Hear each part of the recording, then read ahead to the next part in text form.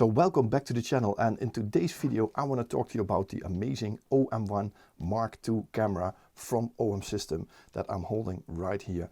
And I just absolutely love this camera, and I just want to show you in this video what the camera can do, what the image quality it produces, what the features are that it has, and what you can do with it. Yeah, and I just absolutely love it. And a couple of things that I want to state before I'm starting this video. I am a brand ambassador from OM System, and I'm not paid to make this video. You know, this is my own honest opinion. I didn't become a brand ambassador because I got this camera. No, in fact, this is my first Olympus camera, bought in 1992, the OM-30, and I have never used a different brand camera than Olympus or OM System cameras. And I have never seen the need to go to a different brand, because these cameras can do everything that I want them to do or that I need them to do. I'm just absolutely loving that. So becoming an ambassador of this brand as a 30-year user of the company is just the crown of my work, you can say it like that. And yeah, that's why I'm making this video. And one thing that I also want to state, there are probably a lot of cameras that can do about the same thing as this one. A couple of features are unique for the OM System cameras, but a lot of things are similar to other brand cameras that I know. And I'm not saying that this is the very best camera out there, that there isn't anything available that is better than this. No, that's not what I'm saying. I'm saying that this camera is perfect for what I want to do and my kind of photography. So don't bash me in the comments like this camera is better. No, that's not what this video about. This is about this camera and what this camera can do. So let's dive into today's video, and I will show you a lot of example images of image quality features that this camera has and that I have produced over the past year. So I've had this camera for a little over a year, so I thought it was a good moment to make a little review of what I did with it this year. So a lot of people will buy this camera because of the capabilities of bird photography. You know, you have bird recognition mode in the camera, and if you want to know more about how to set up your camera, your OM-1, how to program the buttons, how to access special features, then have a look at this video up here, because in this video I will explain how I set up this camera, the OM-1 MKII. And now, first let's look at some bird images, all with bird recognition on in the camera. You see here this nuthatch here, and look at the crazy amount of detail in this image. And it's the same for this duck. You can see all the water drops that are on the bird. Fantastic sharpness. It's just a pleasure to photograph something like this. This is a recent image of this long-eared owl. It wasn't the best light conditions or anything, and there were no leaves on the tree, but it's a very long shot with a 400mm, this 150 to 400 F4.5 Pro lens. This is also a shot with a little bit of atmosphere and those drops of water creating these light bulbs in the bottom. I just absolutely love it. So the main advantage of this system is that I can take this lens. It doesn't weigh that much, it isn't that big, but I can take this with me as an addition to my landscape photography kit. And that gives me the opportunity to photograph stuff like this, birds, wildlife that I come across when I'm out on photography trips. So this is all stuff that I just came across and photographed by pure coincidence. So here another little owl. This is during a photo show. The falconer brought this little owl, and yeah, it was fantastic to photograph it, and especially aiming for that moment that he opened his mouth. Fantastic. Here another nuthatch. Where all these images are with bird recognition on. A buzzard. Here is another buzzard. This one is in the Netherlands. The last one was in Denmark. And also some other animals. You've got a couple of modes here that you can choose for your bird recognition. For example, this is birds, but you can also do dogs and cats. But that also works great on, for example, deer or cows or all stuff like that. Trains, airplanes, race cars, humans. You can just try whatever you want, and it will really help you to get the images that you want.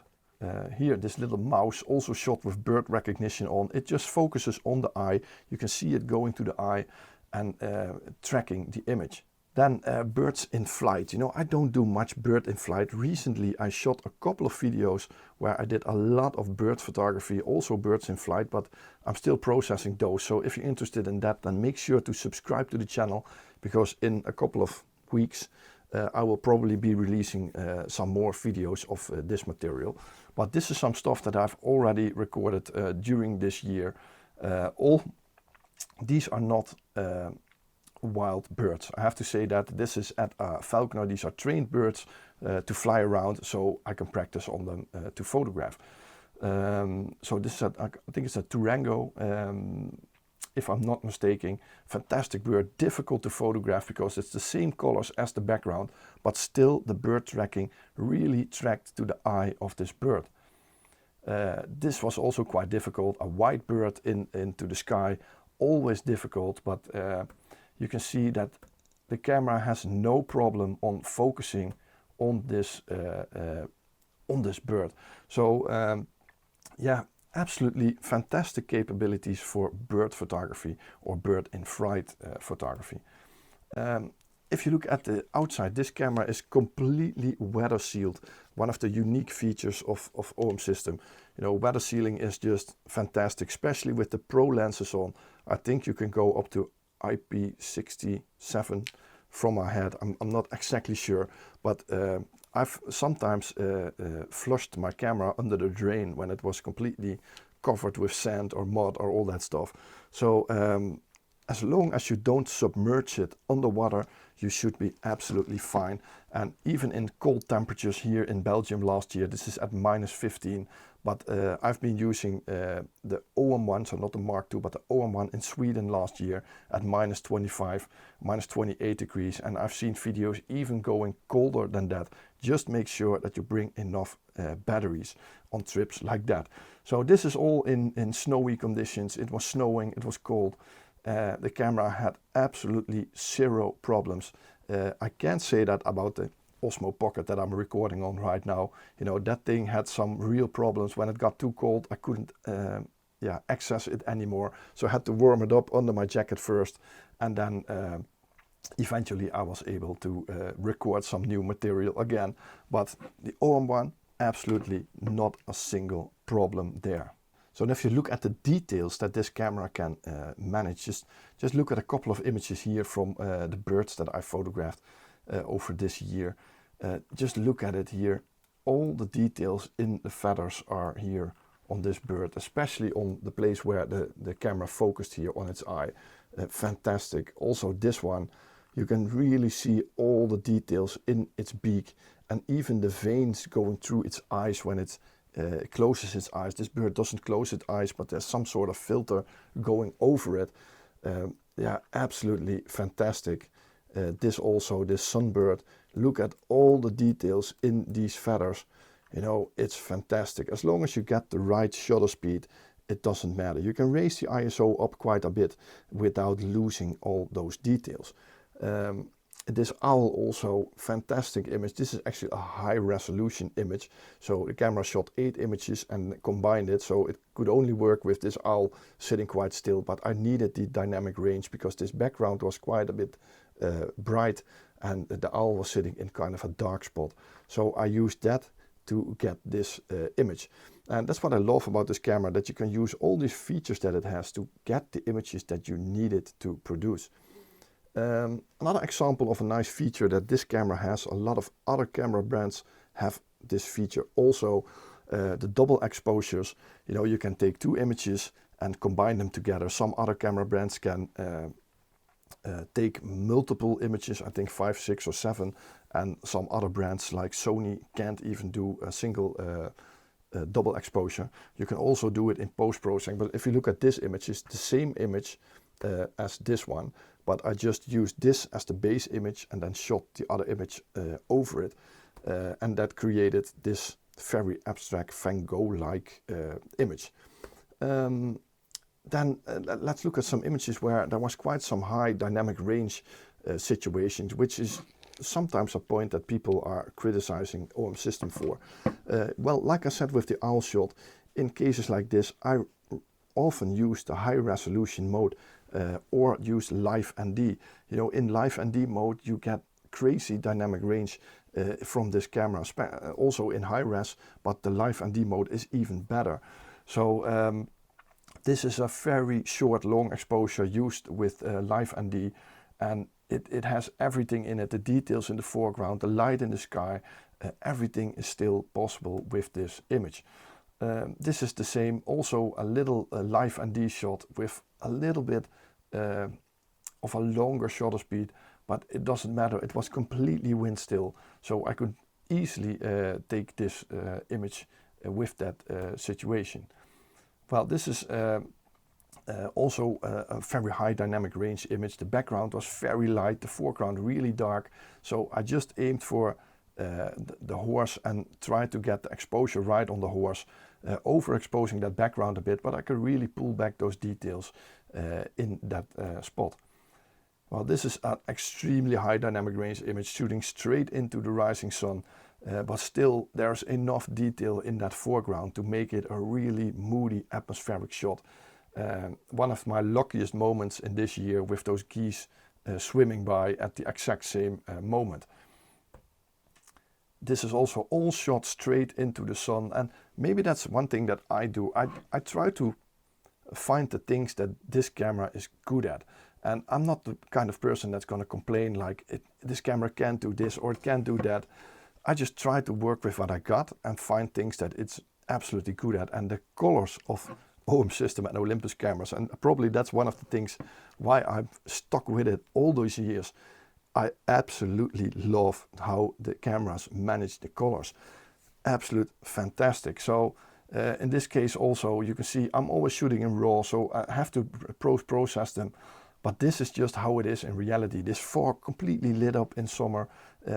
Also with this shot, fantastic colors. And this camera can capture those colors so brilliantly. I just absolutely love it. This is also a pretty high dynamic range, pretty dark foreground here with that very light, moody atmospheric fog layer on top.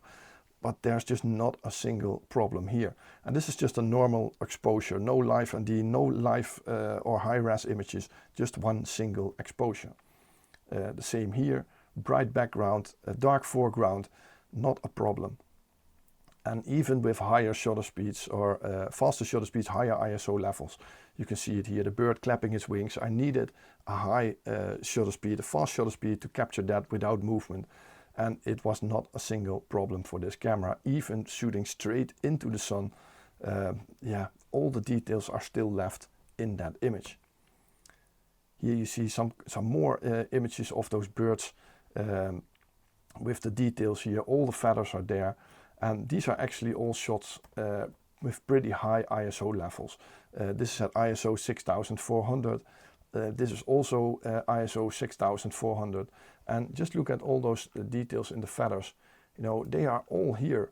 You just need to make sure that you keep the shutter speed up high enough. If the feathers are sharp, then removing that noise is not a problem. This is also ISO 6400. And this shark is shot at ISO, I think it was 32,000, not quite sure. Let's have a look. The shark shot is right over here. It's shot at ISO 32,000. And imagine that this is shot through an immense thick layer of glass in a very dark room. So yeah, I'm pretty happy with the results of this shark. And of course there is noise in it, if you look at it, but it's not that bad. It's absolutely not that bad as people sometimes claim that this camera system, the Micro Four Thirds system, is doing. Live composite, one of the unique features of OM system cameras. I don't use it enough. You know, there are so many possibilities and I don't often do it. But yeah, just look at it, live composite. It takes one image and the only thing the camera adds is changing lights. So in this case, I shot the main image, and then by letting the cars pass, you get this beautiful stripe of the passing cars yeah, on this road. Another live composite image with thunderstorms.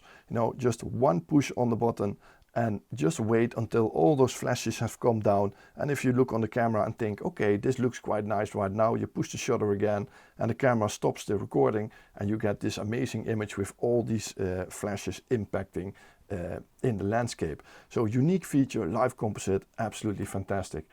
This is the live G&D, so it's a G&D filter that is applied live, so you don't have to bring those glass plates or screw-on filters. You can just activate it in the camera and put that line, in this case I put that line diagonally over the exact point where the light and the shadow changed, and this was the result. So if I wouldn't have done that, the dynamic range would have been far too big and those boats would have been really dark in the bottom. This is another live G&D filter where I put the filter line exactly on that tree line there, creating a little bit of a darker top and a little bit of a lighter bottom of the frame, just digitally, so I didn't have to screw anything on. Fantastic feature, live G&D, only in the OM-1 MKII, so that's not in the OM-1, the first version. Okay, then we also have live ND, so it's a neutral density filter, the thick black plates of glass that you put in front of your camera. You can use that digitally in the camera. You can access different modes up to ND 128 on the OM-1 MKII, but on the OM-1 it can go up to ND 64. So the OM-1 MKII can do a step further than that, and it can create crazy long exposure image, just like this one that I shot in Denmark last summer. This is also a live a live ND shot where I put a very long exposure here to smoothen out every ripple in the water that morning. And here you can see the main difference. This is a normal exposure, and the next shot is a live ND exposure. So you can see that the camera created all these circles. This is a 60-second exposure, if I'm not mistaken. And you can just play around with it and see what suits you well, you know. You don't have to slide that plate of glass out and put a thinner one in. No, just change the setting on your camera and the camera will do the rest. So a fantastic thing on the OM-1 MKII and the OM-1 Live ND, and I think there are a lot more. The EM1X already had it, but it's just a fantastic feature that's only in OM system cameras. So no other brand at this moment has that function. So I have no idea if it's a patent by then, or I have no idea. But yeah, there's not a single other company developing that at the moment. Macro, focus stacking, fantastic feature in this camera. I have to be honest, I didn't do a single focus stacked image with this camera over the past year. Why is that? I often don't really like it myself. That's purely a taste thing. I don't like those images where a bug is completely in focus from the front to the back. I don't really like it, but it's a personal taste. If you like it, there's no problem with it. The camera can do it with no problem at all. So I just put in some macro images just to show you the macro capabilities, all shot with the 60mm f2.8 macro.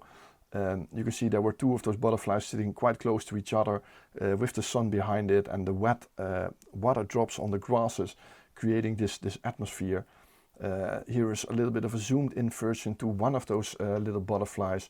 You can see all those details here in its head are there, and I absolutely loved that. And if I would have focus tagged this image, I could have got everything in focus on this flower. If you like that, do it, absolutely do it. I personally don't really like those images, but like I said, that's just a matter of taste. I have to lie, because this actually is a focus tag. I shot this during a workshop. And it's actually the wing of a butterfly. You know, it was a dead butterfly that we took with us so people could practice on it. And this is actually the wing with a I think it's a 90mm plus 2x converter, so I could get really close to it, and I could catch all those details. And then I focus tagged this image in the camera. So this is the only focus tagged image there is, but it's pretty flat image, so I don't know if it made much difference if I didn't focus tag it or not. And still you can see it's not completely in focus. This is just a shot not with the macro lens, but you can see this is a shot with the 150-400 here. So a large telezoom that I use to capture this image. And it's actually a mosquito probably laying its eggs in this caterpillar here. And you can see that it's, yeah, the details are just crazy on this shot. And yeah, fantastic to see and to witness a scene like this. Night photography. A lot of times that I do night shots with this camera over the past year. I'm not really a night photography guy, but from time to time I like to do it. This is shot in Tuscany in Italy in the past spring of 2024, and I really like this dynamic range of all these buildings up here. And this is a high-res image, so I took one image and I had all the information that I needed for this shot. These images that you're seeing here of the little tunnel in my hometown here, the city of Nijmegen. This one also of the big square, and this one, those are all images where I used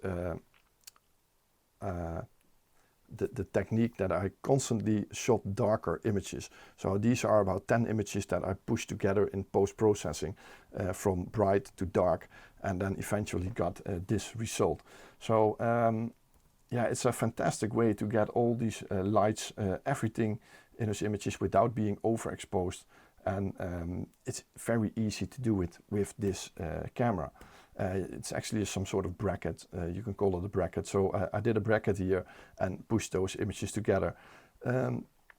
This one also capabilities of this camera to reduce colors. If you just want to show one color in your image, in this case that bicycle was blue and the rest was different colors. So I selected that, and it just looks amazing. I also shot a normal image in this case and just reduced the colors on that one. Just do what you like. You can do it in post-processing. I think this is actually the post-processed version, but you can do it in the camera if you want to do something artistically like that.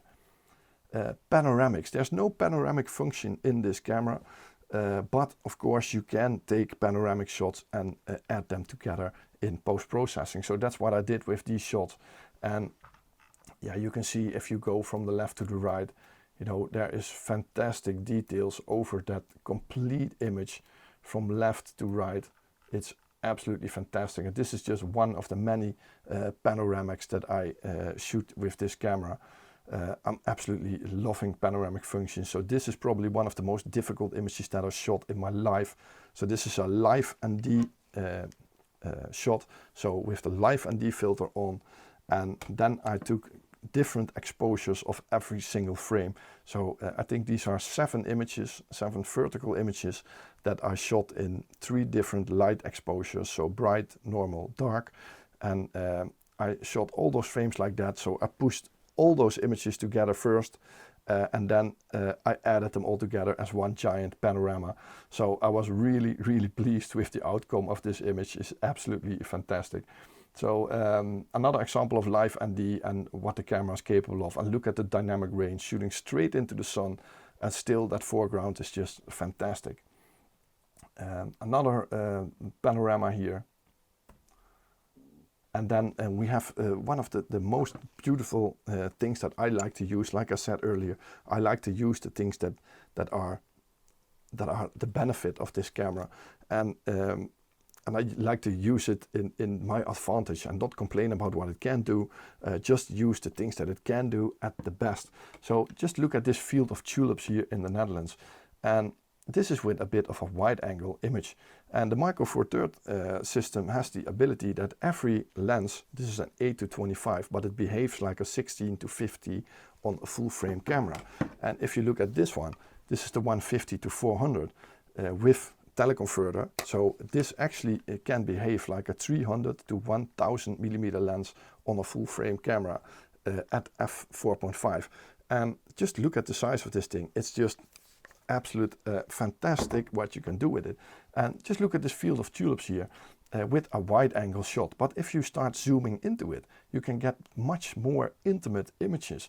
And just look at this, it's a little bit more zoomed in, and in this case you can't see the paths running through them, so got a little bit lower to avoid that. And zooming in a little bit further, you can see that it gets better. You can isolate that one rose.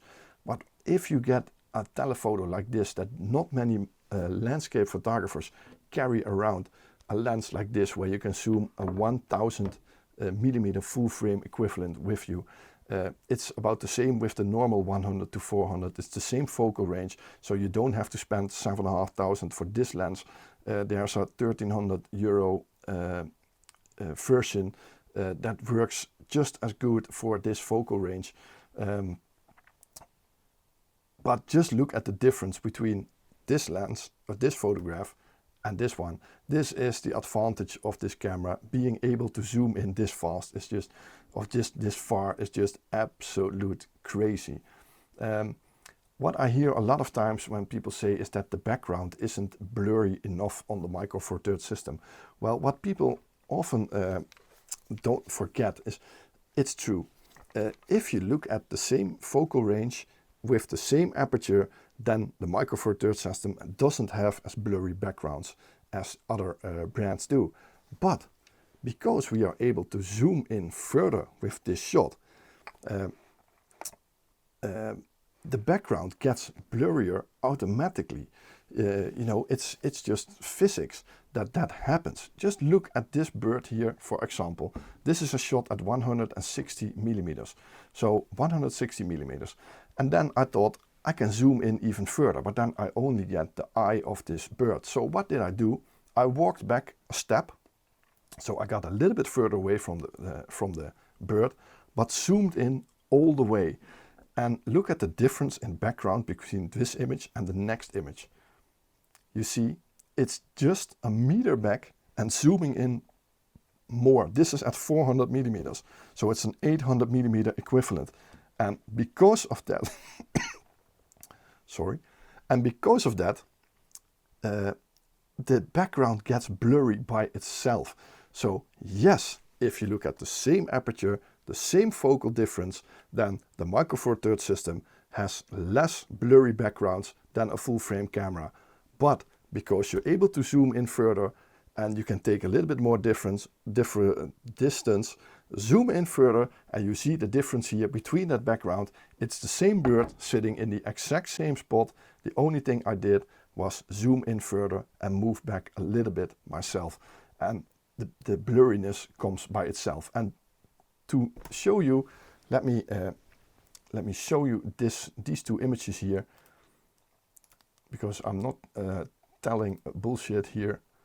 If you look at the details, this shot is at 169 millimeter at ISO 6400 and f5.8. Now let's compare that to the second shot. See, this is the second image. Now let's put the other one there also. So this is the second image. This is at 400 millimeters, ISO 10,000 and f6.3. So there's even a higher aperture on the zoomed in version image. And just look at that difference. You know, ISO 6400 f5.8, that's this one. And look at this one, ISO 10,000 f6.2. And it's a massive difference. So don't worry about those blurry backgrounds. They are fantastic with the Micro Four Thirds system. Look at this one also, just a zoomed in shot with the 150 to 400 here of what I call the toothbrush. Those backgrounds are completely blurred out by zooming in this far. And being able to zoom has so many advantages. Just look at this shot in Denmark with the 100 to 400, so not the expensive wide lens, but just the normal 100 to 400 f5 to f6.3. I shot this image. Yeah, fantastic way. It was on top of a hill. I was standing in a tower and then shot over this lens with this image. And I'm absolutely loving this shot. And this is another example of what you can do with these extreme telephoto lenses. This is a bit of a wide angle shot, and I thought it was a bit too busy, so I was looking at it and I thought to myself, what if I zoom into this part over here? You see, it already got a whole different image here. And then I thought, what if I zoom in even further, and I waited a little bit until the moon sat down. But you can see that it's a whole different image, so I turned this into black and white. But you can see the difference in zooming capabilities. This is not a cropped image. You see, this is just this spot over here where I zoomed into completely at 1000 millimeters full frame equivalent with this wide lens. And I think this was the best shot from that trip. On the left side from the same spot, I noticed this hilltop being lit up, and I photographed that. And I love to do that with this system. The crossing over this beautiful capability of photographing these enormous distances is just fantastic. This is another shot from the same day that I photographed that. A little bit later on the day, I noticed this beautiful colored island with that dark background. Yeah, absolutely fantastic. Also with the 100 to 400. And these are some more shots from Denmark, from up that hill. And you can see that the camera has no problem with capturing all those details. Just make sure that you keep that histogram on the bright side of the image. This also shot with a telephoto lens. Real simple image, minimalistic. But these images are so easy to photograph with a system like this, because these images are everywhere. You just need to be able to cross the distance to exclude everything else in an image like this. So in the last part of this of this video behind my talk, I'm going to show you a couple of more images that I shot with this camera over the past year. And like I said, there is nothing this camera can't do that I want it to do. It can do everything. Sometimes it's a little bit of a workaround, you know, like the brackets at night. Maybe with a medium format, a full frame camera, you can shoot a shot like that in one shot. In this case, I have to make a bracket, but it doesn't matter to me. I can do the trick with this camera. Yeah, that's what I wanted to show in this video. If you want to see some examples of video capabilities, just look at my videos. Most of the B-roll in the videos is all shot with the OM-1 MKII. The things that I'm talking to the camera myself are shot with a different camera. It's the same camera as I'm recording on right now. But all the B-roll is filmed with this camera, usually with a variety of lenses that I have on at that specific moment. So yeah, I think there's nothing to worry about what this camera can't or can do. It's just a fantastic piece of equipment. And if you have any questions about OM system cameras, about this camera or the new OM3 or lenses, if you want my advice, feel free to contact me. You can always contact me underneath these videos. But if you have some more detailed questions, feel free to send me a message through my website. Or through Facebook or Instagram Messenger. If I have the time, I will be happy to help you with your OM system gear. So yeah, thanks for watching. Don't forget, please subscribe to the channel if you didn't already. You will massively help this channel to grow. There's a buy me a coffee link underneath this video if you want to support this channel financially. Massively appreciated. But every comment, every like on this video is appreciated and helps this video to be found better on the internet. So yeah, thanks for watching. I hope you liked this little recap over the past year that I used this camera. And yeah, I can only say absolutely fantastic. So hope to see you on the next video. And these are some more images that I shot with this camera. Thanks for watching. Bye bye.